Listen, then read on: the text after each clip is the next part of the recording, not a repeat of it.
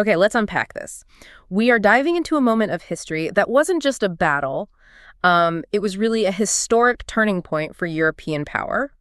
The Siege of Belgrade in 1717. Yeah, 1717. For centuries, the vast Ottoman Empire had cast this long shadow over the Danube, didn't they? Yeah. Controlling the Balkans right up to the doorstep of Central Europe. Exactly. So our mission here is to understand not just the bloodshed, which was immense, but the military genius and, the strategic calculations that fundamentally shifted the continent's power dynamics. And what's so compelling about 1717, I think, is that it marks this decisive end, or at least the beginning of the end, for Ottoman expansionism in that region. Wait. This victory, it directly kicked off the successive liberation of the Balkan Christian peoples, Hungarians, Serbians, Bulgarians, Croatians, from centuries of rule. It was a true clash of empires. Centered on one absolutely indispensable strategic point, Belgrade. Recite. And central to that victory is one man, Prince Eugene of Savoy. Before we really analyze the siege itself, we kind of have to look at the remarkable life of the man who orchestrated this whole geopolitical shift. Absolutely. I mean, the scale of Ottoman power leading up to 1717, it's hard to really grasp today. Yeah. They occupied nearly the entire Balkan region since the mid-16th century. Since Mohawks, really? Yeah, controlling territories from Anatolia across the Levant, stretching along the African Mediterranean coast, and right up to the Save and Danube rivers. It was vast. And this is precisely why the capture Belgrade was such a historic breakpoint. It fundamentally challenged that whole notion of Ottoman invincibility north of the Balkans. Right. It ended a dominance that stretched back centuries to crucial defeats like Mohawks in 1526. So who was the man who dared to challenge this? Prince Eugene, born in Paris, 1663. And he was initially designated for the clergy. Yeah, partially because of his slight build, his, Schmechtiger Gestalt, as the sources put it. His frail physique wasn't deemed fitting for military command by Louis IV. By the French king, right. So he fled. Exactly. He fled the, quote, decadent excesses of Louis XIV's court after being denied a commission. Despite having this comprehensive education, great writing skills. His timing, though. Providential, you could say. He arrived in Passau in 1683, just as the Ottoman armies were laying siege to Vienna. Talk about being in the right place at the right time. Emperor Leopold immediately saw his potential. And he proved his worth right away, didn't he? In the relief of Vienna. Showed immense bravery, military skill, earned him a colonelcy by age 20. Just 20. And that was the start of an incredible career serving 3 Holy Roman emperors. His rise was just meteoric. General by 1685, and then that crushing victory at Zenta in 1697. Zenta, yeah, against the Ottoman forces, achieved via a surprise crossing and attack, which kind of foreshadows Belgrade, actually. And that ended the Great Turkish War with the Treaty of Karlowitz 2 years later. Suddenly, Austria is really on the map as a rising power. And his leadership style? Well, it helps explain why he was so effective. Sources consistently show he was hugely popular with his soldiers. Because he led from the front. Right. Exactly. He wouldn't just direct from a safe hill. He moved into the thick of it, the Schwergewicht, the center of gravity, or wherever the crisis was, used his personal presence to rally the troops. That kind of leadership must have been incredibly inspiring. No doubt. And this success, well, it put Vienna on high alert again when, in 1715, the Turks challenged the Christian West again, this time targeting Venice. Which was by then a sort of diminishing maritime power. Right. But the crucial threat to Austria was immediate. Following Ottoman successes in the Eastern Mediterranean, Vienna was terrified that Turkey might use Belgrade as a springboard. To push along the Save River into northern Italy, or worse. Or worse, invade the core Austrian lands, Carinthia, Styria. The stakes really couldn't be higher. And Eugene, he was now president of the Imperial War Council, basically the defense minister. That's right. He demanded total preparedness. When the Ottoman government, the Porte, refused to stick to the previous peace terms from Karlowitz, war was declared. Spring 1716. And Eugene calculated the massive force required, 40,000 fortress troops. Plus a field army of 80,000 to 90,000 men, plus 200 guns light and heavy, all needing 20 million gulden. Wait, 20 million gulden? That number sounds abstract, but for context, that was a truly colossal sum. Oh, enormous. A massive fraction of the imperial annual budget. It shows just how seriously the Habsburgs viewed this threat. And they were facing an estimated Ottoman force of around 200,000 fighters, so the investment was deemed necessary, clearly. Absolutely necessary, and that investment was pointed squarely toward the strategic jewel of the Balkans, Belgrade. Belgrade's geography is its strength, isn't it? Sitting right there at the confluence of the Danube and its major tributary, the Save. Militarily, it's the key to everything in that region. Whoever controls Belgrade controls the Hungarian plain, the routes to the Iron Gate, the roads south, Greece, Kosovo. Yeah, without Belgrade, control of the Danube, control of Hungary, it's just insecure. That's why historically this region has been called the bridge between Orient and Occident.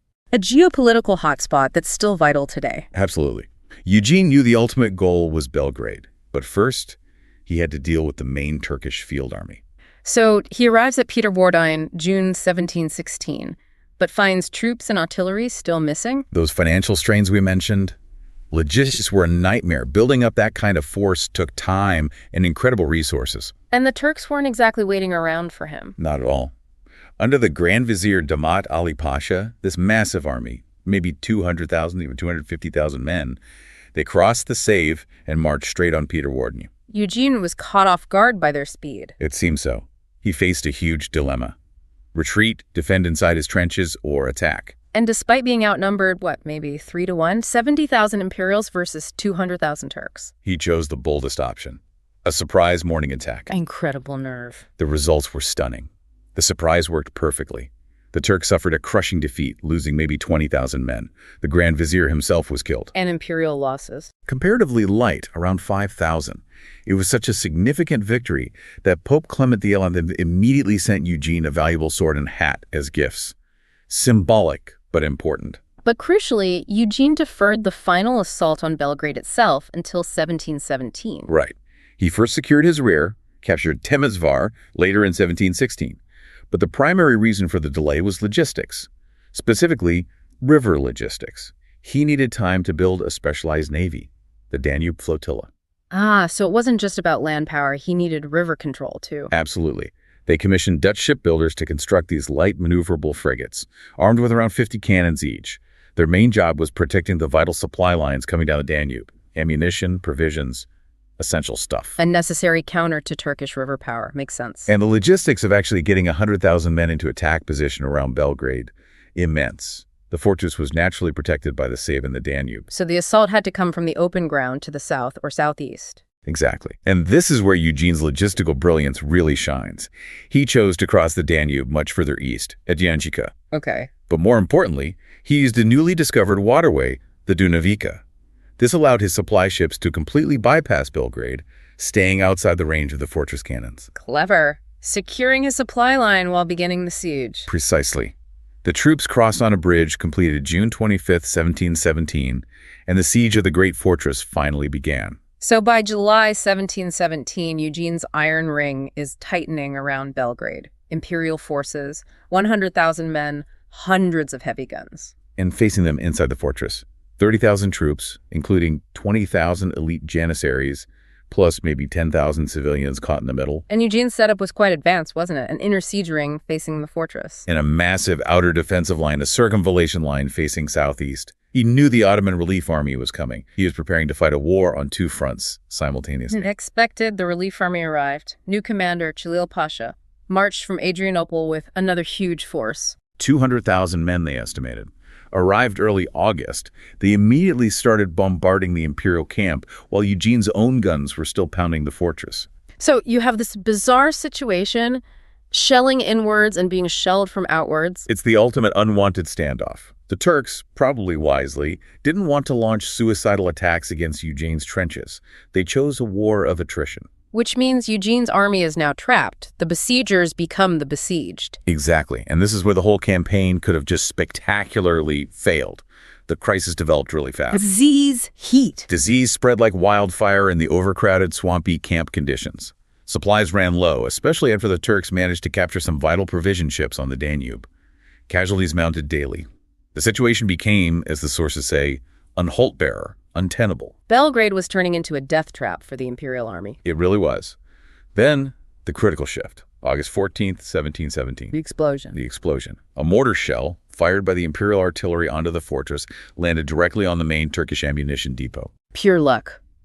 Or incredible marksmanship. Probably a massive stroke of luck. Sources call it a Gluck's fall. The explosion was apparently deafening.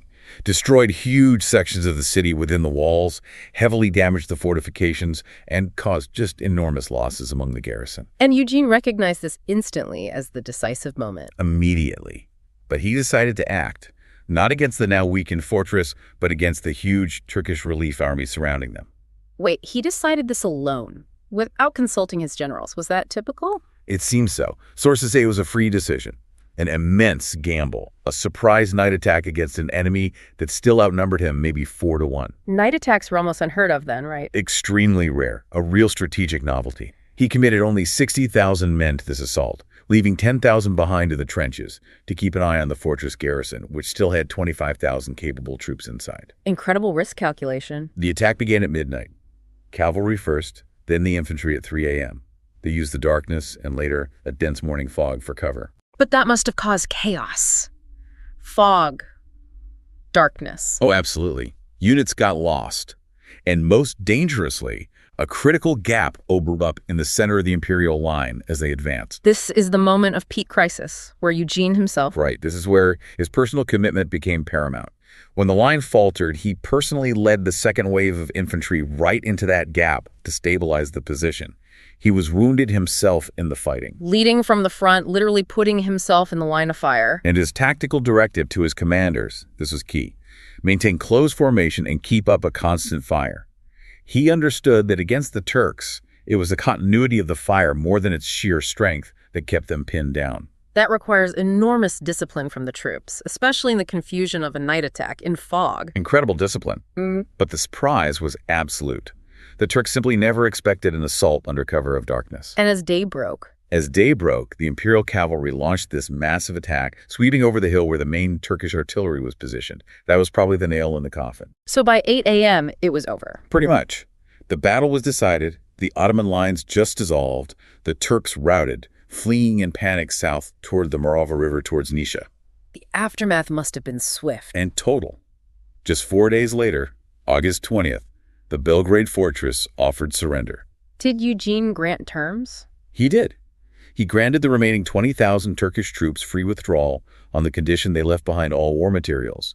The imperial forces made their formal entry into the battered fortress on August 22nd. The cost was heavy, though. Imperial losses. Around 4,400 killed, plus thousands of horses dead. Turkish losses were estimated at over 8,000 killed just in that field battle, never mind the thousands lost during the siege or in the huge explosion. But the victory was decisive. It sent shockwaves, didn't it? Across the continent, immediately caused Turkish troops to pull back from the Banat region. Tatar raiders left Transylvania alone. This wasn't just a battle won, it was an entire frontier fundamentally secured, at least for a time. Which led directly to the peace treaty, Passarowitz. The peace treaty Passarowitz, yes. Signed relatively quickly, July 21st, 1718. The speed shows the psychological impact of the defeat on the Ottomans. It felt less like negotiation, more like accepting terms. And Austria's gains were huge. Transformative. They gained the entire Banat of Timișoara, Belgrade itself, a large chunk of Serbia south of the Danube, Little Wallachia. And crucially, those trade rights. Yes, free trade and shipping rights across the entire Ottoman Empire. That solidified Austria's economic and political dominance in the region for decades. So what does this all really mean for Europe? This battle, this treaty, it elevates Austria to the status of a major European great power. No question. Eugene's success in the subsequent diplomacy following his military brilliance really sealed that status. And conversely, the star of the Ottoman Empire in Europe begins its slow, inevitable decline. It does. Now, Belgrade wasn't held permanently by Austria. It was recaptured by the Turks in 1739, changed hands again later. But the 1717 victory fundamentally shifted the frontier, didn't it? It established the Balkans as this permanently contested zone, cementing its strategic importance for centuries to come. Exactly.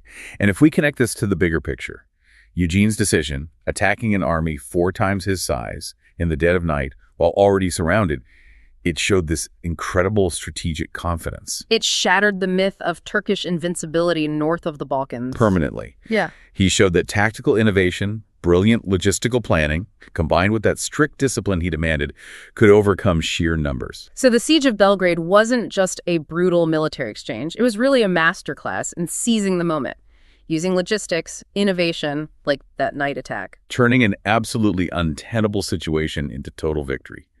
It's a powerful reminder, isn't it, that sometimes the greatest risk offers the greatest geopolitical reward. Absolutely. Which I suppose raises an important question for you, the listener. Considering how quickly Belgrade became a diplomatic bargaining chip and was later lost again, how often does military genius like Eugene's only buy temporary reprieve rather than permanent transformation, especially in the complex, shifting geopolitics of the Balkans? That's a really interesting thought to ponder. How lasting are these spectacular victories in the long run? A brilliant tactical mind, a huge game-changing explosion, and a total shift of continental power all unfolding in one August morning. That's our deep dive into Belgrade 1717. We'll catch you on the next one.